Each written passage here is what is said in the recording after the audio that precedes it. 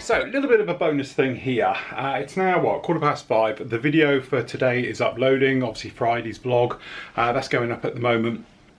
So I was speaking about earlier about a little bit of technology that's arrived, which to be honest is this massive thing here. Now this is a 34-inch IPS monitor, which is something I've wanted for a while, purely for work, he says, trying to be clever.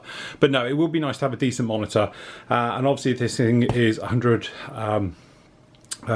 megahertz refresh rate as well, which would be nice for gaming on. Everything else is G-Sync and all the rest of it, and the bits and pieces. But one of the main reasons I got this absolute lump is to be a better solution in here. Now, as you know, I run two monitors. So what happens is I have this guy, they're all flexible and they bend and move around and all the rest of it. Okay, so what we try and do is we angle this guy here, or comes around. So actually when we do the live shows and that, and he always loses his head, but we bend one monitor around like this and then we get the other one around, so we can try and see both of them from when we're over here. Now the trouble we have is when we're sat here, as in my position, is obviously you can't see it, and then we have the other guys all sat around here in the bits and pieces, so it's very difficult to see. So the idea being is we're going to run a two monitor setup, but we're going to try and be a little bit clever. So I bought one of these, and to be honest, it cost a freaking fortune, absolutely horrendous. Okay, but the idea being is it's going to curve in here and be like this. Okay, so it's just going to swoosh around. Then we're going to take one of these and it's going to sit on the back side of it.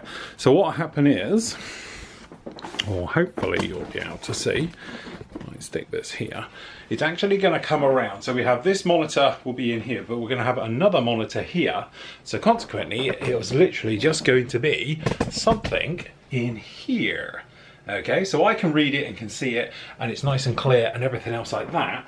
And then that way, when we're doing the live stuff, I haven't got to sort of peer around corners to see stuff. So when we're doing things with you as well, is that when I'm queuing up videos, photos, anything else you want to see, I can do it on the fly on a third monitor almost system, because the big wide one is going to act like two monitors, and then we're going to be running a third like that. So all on big screens and everything else we can do it, which is one of the big things of doing that bad boy back there, of having that, is it's so big and powerful that it can cope with doing all these different types of things and everything else like that. So what I'm going to do now is have to clear all the junk and the gubbins and all the bits and pieces you can see down on here. We've got to get this all cleared out of the way, disconnect the monitors, and then get that one set up and get it in and see how it fits, and then tune, adjust and everything until we've got it to the right position.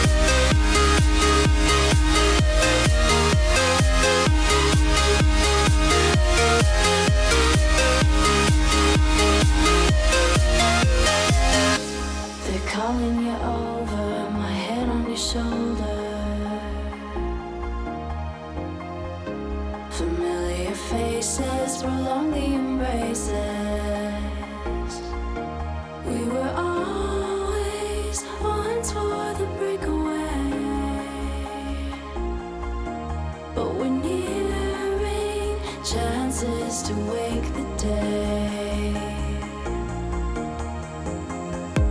They're calling you over, the methods are bolder. We're lost in the time now, reminding ourselves how we were always once for the breakaway. But we're nearing chances to wake the day.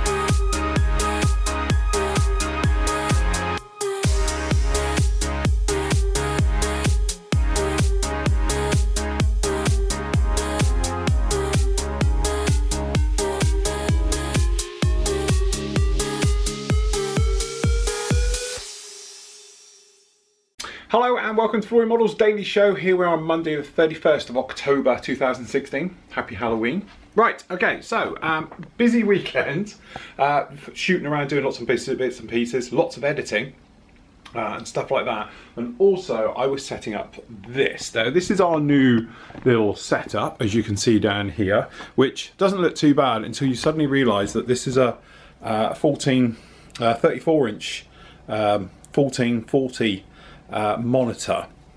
So the great thing is technically each one of those screens is a 1080. As you can see it down there, split onto one screen. The sharpness, the blacks and everything else is absolutely beautiful.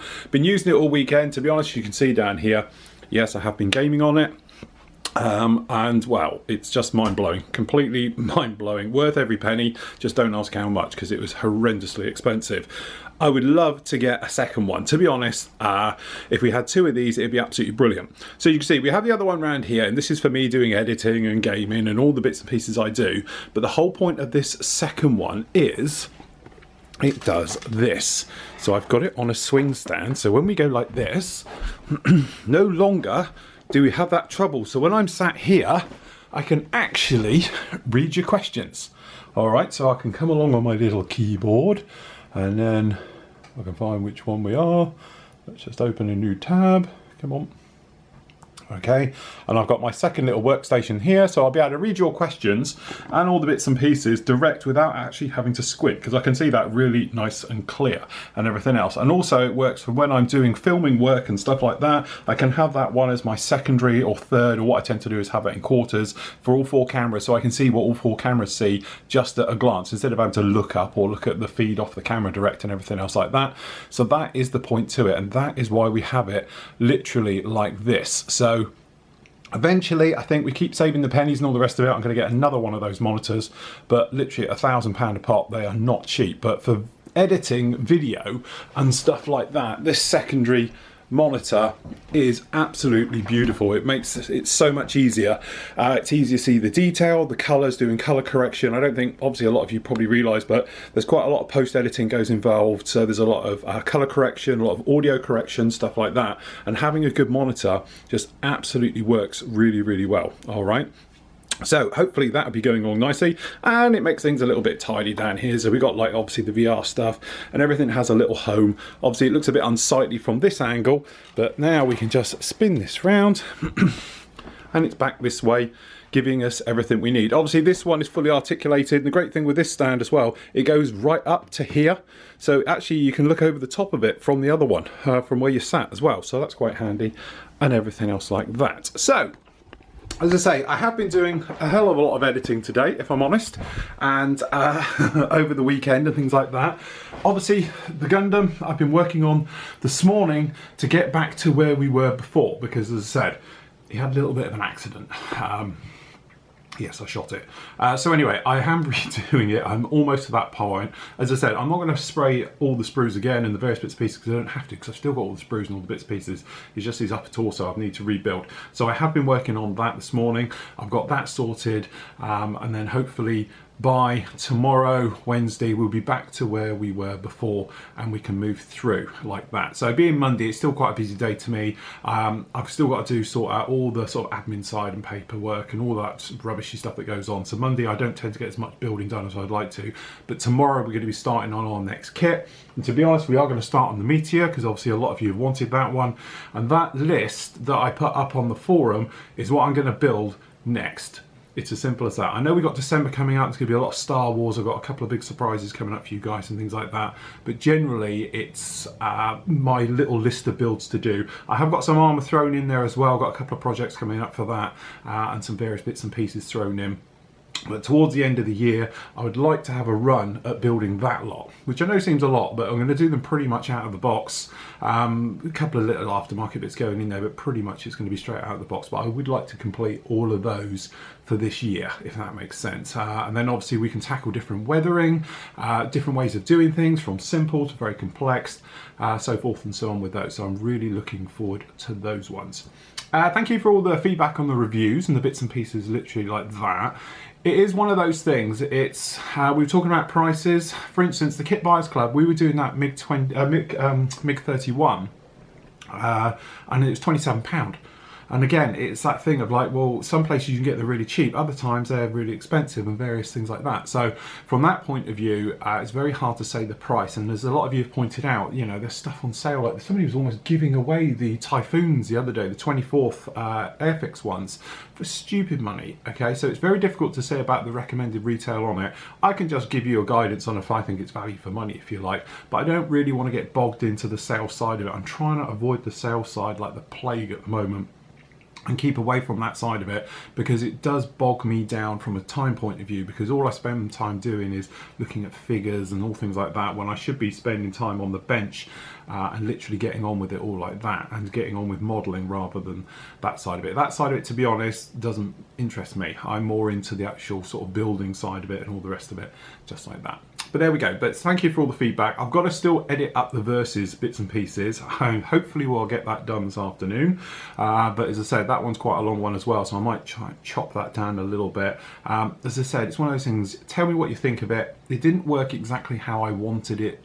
Well, I had it in my head, if that makes sense. As I say, it's something a little bit different, but hopefully what we can do is sort of, you know, refine it over time when we get used to it and everything else like that. But as I say, I've got a million things going on at once at the moment, and to try throw that in now is probably not the smartest idea of mine, but never mind, we'll see how we get on with it. Anyway, catch me a little bit later and we'll see how we're getting on. So there we go, pretty busy day today. To be honest, been doing lots of orders. We've got all of those out. I've also done 3 lots of editing. So actually you've got the first part up of the Gundam kit. That is up with you, which is what happened before everything happened. So you're going to get a few weeks of that before we catch up to where we are, which should enable me to catch up as well. So that'll put all of that in place. So that is up with you now. Basically it talks about the torso and putting that one together. So he's up on the site right now. And then next week we're going to talk about painting on the sprues and everything else like that. So that'll be up with you next week. So all you guys who want to know about doing like natural metal finishes and stuff like that, how I spray it, lowering down the air pressure, distances, so forth and so on, that's the episode you're going to want to see, because I cover that that quite in depth about doing it, and then we really motor on with it quite quickly after that point, okay, and make our way through. And then by then, Telford will be out of the way and everything else like that, and then I can get back onto it and complete that build and make our way through. And then what's going to happen is on Wednesday, you're going to have this guy, which will be the final part of this one, will be up with you. So this is that Mitsubishi F1 we've done for the Big in Japan group build. The final part, as I said, that'll be up with you on Wednesday. So that'll complete this build, which was an absolute joy and a pleasure to do from start to finish on that one. And then, to be honest, I've done the photo work and the intros and the various bits and pieces, the sort of B-roll stuff as we call it, on this guy as well. So I've done that today. So that's going to be our next build. Not too sure which camo scheme I'm going to do it. I want to do it in the camo if I'm honest. But obviously the big thing about this kit, it has got some sink marks. So we're going to talk about fixing sink marks, how to get rid of those pretty simply, and all the faults you tend to find on the lesser kit, shall we say. So, you know, this not being what I would call a AAA kit or anything else like that, it tends to be sort of, you know, one of those kits that are almost there but not quite, but they always have those little fit issues, niggly things, sink marks and stuff like that. So I did think it'd be nice to do a nice back to basics about dealing with everything in there. So I was thinking, because we're doing sort of metal finishes on the Gundam stuff, with this guy it'd be nice to actually perhaps do it in the camo work, and because we've got them in MRP and stuff like that, we can sort of model it down and do various things to it once we've taken care of troublesome joins and seams and sink marks and all those fit issues we get with it. Then I will crack on. Spoken to loads of you about it at the weekend, to be honest, and you've said how you'd like to see some just straightforward builds, and sort of push through with that. Don't get bogged down with too much sort of details and stuff. So yeah, we are going to definitely do the Vietnam scooter. We're going to push through that one. We're going to do the F86 as well. So we're going to do using metallizers on that one. Probably going to go down something like using the AKs with those. Really want to give those another go, to be honest. I think they're going to work really well with it. So we're going to be doing that. And then obviously those other builds. And definitely I'm going to be doing that F5. I know loads of you said to me, if you want to do it, go ahead and do it. It's just what you want to do. So definitely we're going to be doing things like that. But towards the end of the year, obviously we've got a lot of sci-fi stuff coming up. And then into next year, as I say, it's going to be all changed. So, you know, there'll be lots of different things going on there and that. So all I want to do is get some good quality builds under our belt, showing back to basics about building, construction and techniques like that. And then we can focus on different types of weathering for different types of aircraft. So things like, you say, natural metal finishes. How would you go about giving them that sort of worn look? And then obviously we've got things like, you know, over gold grey, which is notoriously difficult to try and nail that down with the amount of streaking and dirt and debris that they tend to pick up on naval aircraft and Marine Corps aircraft. So we're going to be looking at that one. And as I say, on that F5 Aggressor, it's quite a complex camo with being in the light blues and things like that. So I think that's going to be a nice one to do as well. So we're definitely going to be pushing on with those as we make our way through. So tomorrow is going to be a busy day, to say the least, because to be honest, in the morning I've got to go off and see our supplier, and we've got to sort out everything else like that. And then in the afternoon I've got the Q&A with Steve. Okay, so that's just me and Steve's questions and answers. And then in the evening we've actually got the live show, which is our Tuesday live show as well. So tomorrow is going to be pretty much full on. I'm not going to get much time here at the bench at all. Okay, so that'll be a nice one to remember. Get your questions in. If you've got a question for me and Steve, which tends to be the more sort of technical questions, things like that, then obviously post them up in the forum and we'll answer those for you. And then obviously for the live show, as you know, it tends to be a little bit more fun, a lot more laid back, a little bit more relaxed and everything else like that. So if you've got any questions for the guys, then please post them up in that selected area in the forum as well. So there we go. That's it from me. I'm now going to probably do more editing on my lovely new big monitor, which definitely was worth the money. At the time I was thinking, is it worth £1,000? Actually, I think it is. It's absolutely great to work on. Fantastic real estate. So there we go, guys. Happy modelling. Take care. Catch you all tomorrow.